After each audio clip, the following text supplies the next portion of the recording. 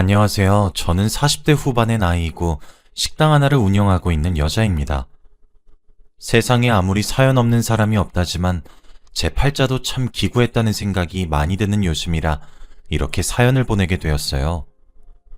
지금은 괜찮아진 상태이지만 저도 위기가 있었던 적이 있거든요.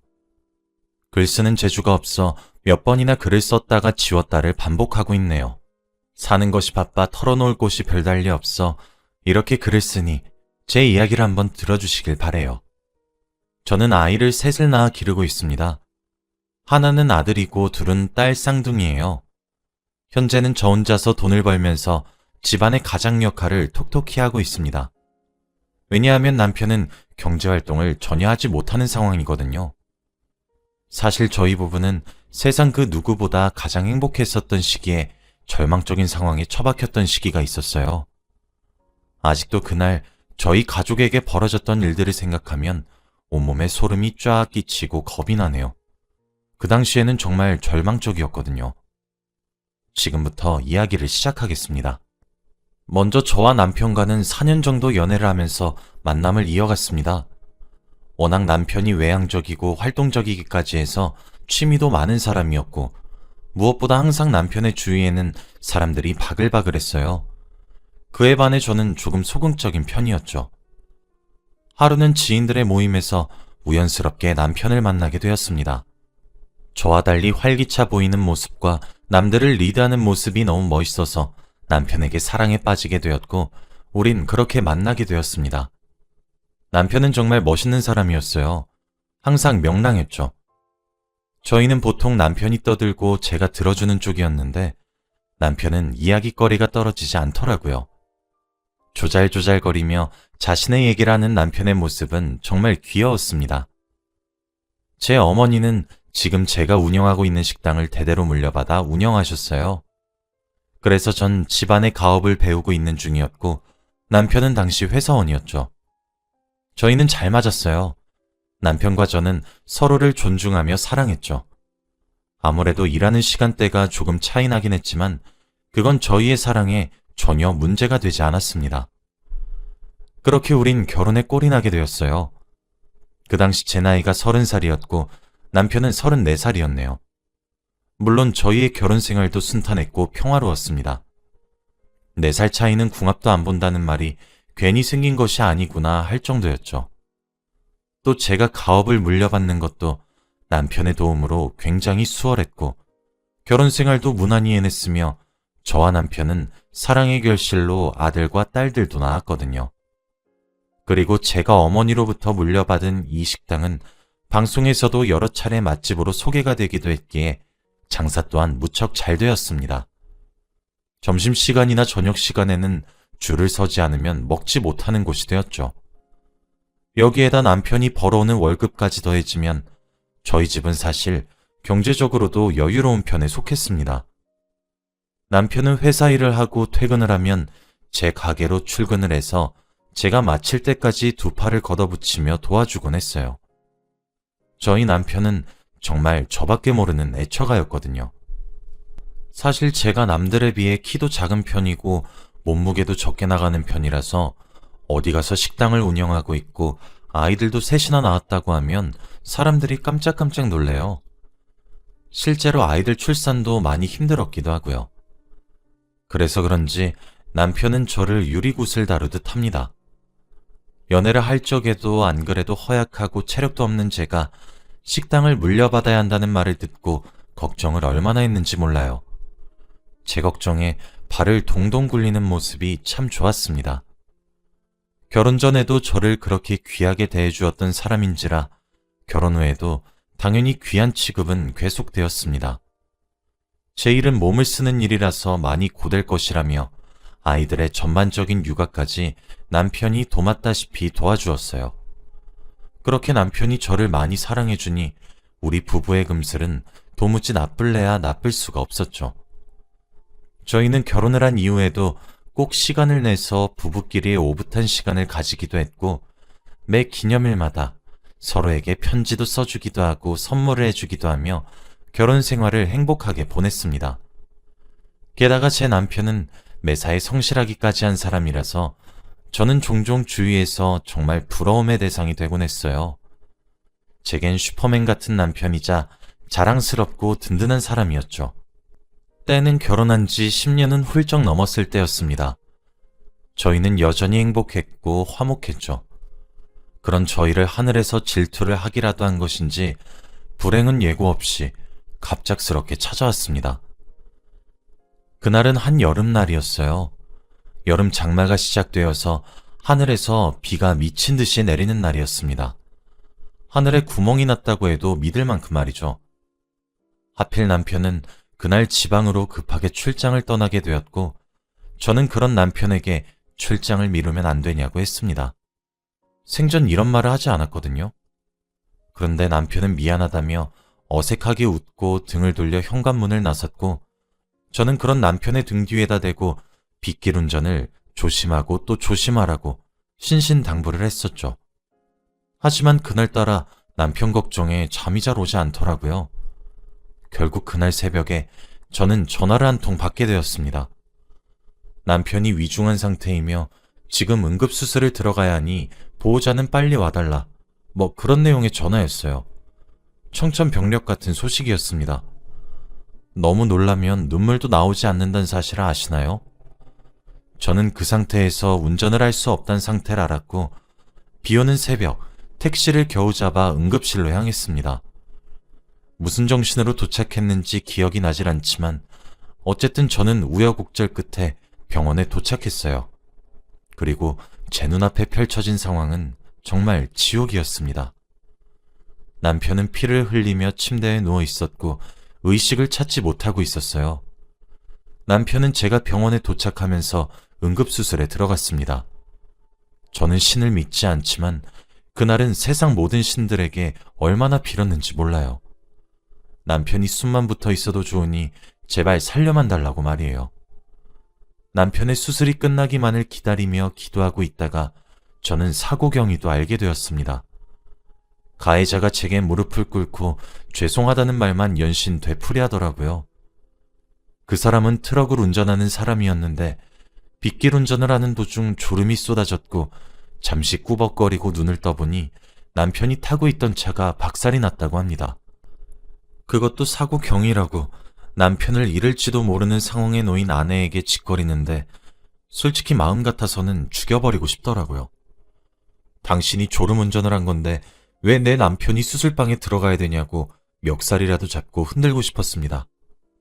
하지만 남편 수술에 방해될까 걱정이 앞섰고 저는 조용히 눈물만 흘릴 수밖에 없었어요. 그런 저를 보며 트럭 운전자는 눈물을 흘리며 죄송하다며 얼마가 되었든 보상해드리겠다는 말만 되풀이하더군요. 남편은 생사가 왔다 갔다 거리는데 고작 가벼운 타박상만 입은 트럭 운전자의 그딴 가짜는 위로의 말은 귀에 들어오지도 않았습니다. 저는 당장 내 눈앞에서 꺼지라며 어디 뻔뻔하게 내 눈앞에 낯짝을 들이미는 것이냐며 이를 아드득 갈았죠. 10시간이 넘는 긴 시간의 수술 끝에 남편의 수술은 끝이 났습니다. 의사 선생님께서 말하길 수술은 잘 되었고 경과를 지켜봐야 한다고 했죠. 그리고 오른쪽 다리를 허벅지부터 절단할 수밖에 없었다고 하더군요. 사고가 나면서 오른쪽 다리가 눌려진 채로 너무 많은 시간이 흘렀고 그 때문에 다리를 잘라냈다고 합니다. 제 소식을 듣고 병원으로 달려온 친전과 시댁 식구들 또한 그 말에 무너져 내렸어요. 시부모님은 두 분 다 실신하셨고 저희 부모님과 제 형제들은 저를 끌어안고 통곡을 하셨죠. 남편은 수술이 끝나고 열흘이나 더 지나서야 의식을 되찾았습니다. 하지만 남편은 자신의 오른쪽 다리의 허전함을 알게 된 이후 절망하기 시작했어요. 남편이 의식을 제대로 찾지 못하고 있을 땐 제발 눈만 뜨게 해달라고 하늘에다가 기도를 했는데 남편이 의식을 찾고 정말 장애인이 되었다는 사실을 알게 되니 저도 사람인지라 하늘을 원망하게 되더군요. 참 마음이란 게 간사하죠.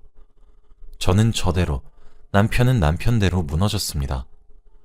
남편은 그때부터 망가지기 시작했어요. 옛날 외향적이고 활기찼던 모습은 온데간데 없이 사라졌고 한없이 예민해지기만 했습니다. 저는 무엇보다 남편의 반응이 힘들었어요. 이렇게 장애인으로 살 바에는 그 자리에서 바로 죽었어야 했다며 자기가 왜 이런 꼴을 당하고 살아야 되냐며 하염없이 울기도 했고 이런 자신을 제가 버릴 것이라며 제게 화를 내기도 했죠. 그리고는 미친 사람 마냥 울다가도 웃었고 웃다가도 오열했습니다. 그런 남편에게 사죄를 하기 위해 트럭 운전자가 찾아왔을 땐 절정을 찍었어요. 손에 잡히는 모든 것을 던지며 악을 쓰기 시작했죠. 저는 그런 남편의 모습을 보는데 가슴이 정말 미어지다 못해 찢어지는 듯 했습니다. 남편은 퇴원을 한 이후 자신이 더 이상 이 집안의 가장으로서 남자로서의 역할을 못한다고 자책하기 시작했고 그것은 곧 자학으로 이어졌습니다. 낮이고 밤이고 매일을 술로 보내기 시작했고 재활치료조차 받지 않았어요. 약과 술에 의지한 채 살기 시작했죠. 그런 남편에게 울기도 해보고 따끔이한 소리를 하기도 했지만 그럴 때마다 왜? 당신도 나 버릴 거야? 라는 말만 내뱉는 남편을 보면 전 아무런 말도 할 수 없었습니다. 제가 하는 모든 말에 짜증을 내기 일쑤였죠. 하지만 우리 사이에 아이가 셋이나 있고 그중 첫째는 10살이 넘었고 쌍둥이들도 초등학교에 입학을 하던 시기였어요. 내 남편의 다리가 하나든 팔이 하나든 애들 아빠이기 때문에 버릴 수도 없었죠. 남편은 현명한 사람이라 금방 제자리로 돌아오길 바라며 기다렸습니다. 친정에서는 그런 저를 보며 눈물 지으셨고 시댁에선 제 앞에서 고개조차 들지 못하셨죠. 시간이 지나면서 제 인내심도 바닥이 드러나고 있음에도 남편은 정신을 제대로 차리지 않았습니다. 원망만 하며 술에 의지했죠. 한 번은 남편이 아들에게 심부름을 시켰는데 아들이 남편의 심부름을 뒤로 밀었나 보더군요. 그날 퇴근하며 돌아오는 길에 아들이 내복바람으로 밖에서 덜덜 떨면서 눈물을 흘리는 모습을 보고 이건 아니구나 해 생각했습니다. 하루 종일 술만 먹는 것을 떠나서 그렇게 예뻐하던 자기 자식들만 잡고 있으니 그래서 남편에게 사고 이후 처음으로 큰 소리를 쳤어요. 당신 아프고 힘들고 짜증만 나는 거 이해한다고. 그런데 내가 여기서 뭘 더 어떻게 해줘야 하냐고. 나도 꾸역꾸역 살고 있다고 애들이 대체 뭔 잘못을 했길래 일어나면서 말이에요. 남편은 소리 지르는 제 모습에 도리어 화를 내며 옆에 있던 리모컨을 제게 던지더군요. 그 길로 애들 짐을 대충 싸서 친정으로 도망쳤습니다. 다음 날 날이 밝자 남편은 술이 깨서 제정신을 차린 것인지 난리가 났고 덩달아 시댁도 난리가 났더군요. 그런데 저는 남편이 제게 화를 내고 신경질을 내는 것은 참을 수 있었지만 우리의 아이들에게까지 그러는 모습을 더 이상 견딜 수 없어서 이혼을 요구했습니다. 저도 그동안 많이 지쳤던 거겠죠. 제 나름대로 위기를 이겨내보려고 하는데 남편은 따라와 주지도 않고 엄한 애들만 잡고 있는 데다가 세상이 끝난 것 마냥 술병만 붙들고 사는 꼴을 두고 볼 자신이 없었어요. 누구보다 남편이 절망적이었겠지만 그걸 지켜보는 나도 많이 힘들다는 사실을 알아주길 바랬거든요. 소리치는 제 절규에 절 잡기 위해 찾아온 남편도 시댁도 그곳에 같이 있었던 친정 식구들도 저를 비난하지 못했어요. 그 당시 제가 봐도 저는 참 노력을 많이 했거든요. 미안하다는 말만 남긴 채 휠체어를 타고 남편은 친정을 빠져나갔고 우린 그렇게 각자 별거를 하기 시작했습니다. 아이들도 폭력적인 모습만 보여주는 남편을 점점 찾지 않기 시작했어요. 그렇게 1년의 시간이 흘렀습니다. 남편으로부터 연락이 한 통 왔더군요. 만나자는 얘기였어요. 이제껏 밖으로 잘 나오지도 않더니 별일이다 싶었죠. 밖에서 만난 남편은 1년 전 저를 힘들게 했었던 그때의 남편의 모습이 아니었습니다. 남편은 멀쩡히 잘 걷기도 했어요. 우린 한적한 카페로 들어가 이야기를 나누었습니다. 알고 봤더니 남편은 저와 별거를 시작한 지 약 1년 정도를 재활에만 힘썼다고 해요. 제가 아이들을 데리고 친정으로 떠난 뒤에 많은 생각을 했나 보더군요. 남편은 그러면서 제게 사과도 하기 시작했어요. 여보, 내가 정말 미안했어. 내게 생긴 모든 불행이 분명 당신 탓은 아닌데 당신에게 모든 화풀이를 감당하게 만든 것 같아. 너무 미안해. 나는 당신 그렇게 보내고 나서 내가 스스로 인정할 수 있는 데까지 괜찮아지면 당신 눈앞에 나타나려고 정말 많이 노력했다? 내가 그동안 당신이랑 우리 아이들에게 상처를 줬던 것까지 정말 뼈저리게 후회했고 반성했어. 근데 나도 너무 힘들어서 그랬어. 아무리 사고보험금을 많이 주고 그 트럭 운전자가 합의금으로 돈을 그렇게 많이 주면 뭐해? 난 이제 장애인이 되었고 그 많은 돈으로 내 다리 하나를 원래대로 못 돌린다는데. 그래서 그랬어. 너무 힘들었어. 내가 정말 많이 미안했어, 여보. 라면서 말이에요. 사과를 하는 남편을 보고 있으니 그래, 이게 우리 남편이다 싶더군요. 남편은 그 밖에도 제게 가정으로 떳떳하게 돌아가기 위해 무슨 노력을 얼마나 어떻게 해왔는지 제게 설명했고 이제 자신도 이만큼 바뀌었으니 돌아와 달라고 제게 부탁하기 시작했죠. 그렇게 바뀌기까지 했을 남편의 노력들로 인해 눈물이 절로 나기 시작했고 저는 남편의 말에 고개를 끄덕였습니다.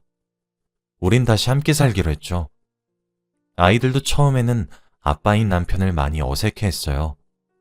아무리 추억들이 많아도 끝의 기억은 망가진 모습들만 보여줬기 때문에 겁을 조금 먹은 듯 했습니다. 하지만 이내 아빠에게 하나둘씩 안기며 뽀뽀를 퍼붓다시피 하더라고요. 우리 가정은 그렇게 2년이 넘는 방황 끝에 다시 제자리로 돌아올 수 있었어요. 남편은 저와의 별거 생활을 정리한 이후로 더욱 커다란 용기를 얻은 것 같습니다. 그만두었던 일도 다시 시작했죠. 물론 수입은 적고 소일거리 수준의 일이었지만 다시 남편이 열정을 가질 수 있는 일을 하기 시작했다는 것에 저는 더욱 기뻐했어요. 남편은 시간이 흐르면 흐를수록 다시 예전 원래의 모습으로 돌아왔습니다.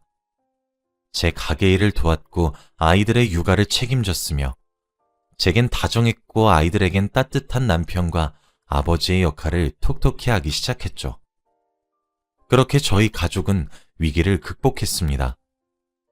현재 지금 남편은 의족을 찾지만 제 몸 다루듯 하고 있어서 긴 바지를 입고 있으면 티도 안 날 정도예요. 이제 얼마 있으면 드디어 우리 첫째 아들이 성년이 됩니다.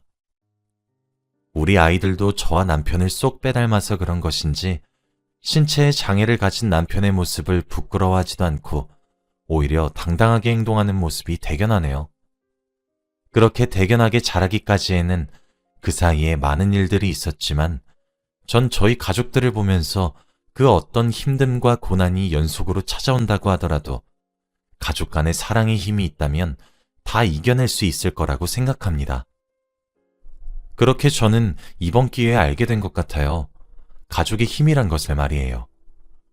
과거 절망의 극을 달리고 있던 남편과 지금의 남편은 너무 다른 사람이거든요.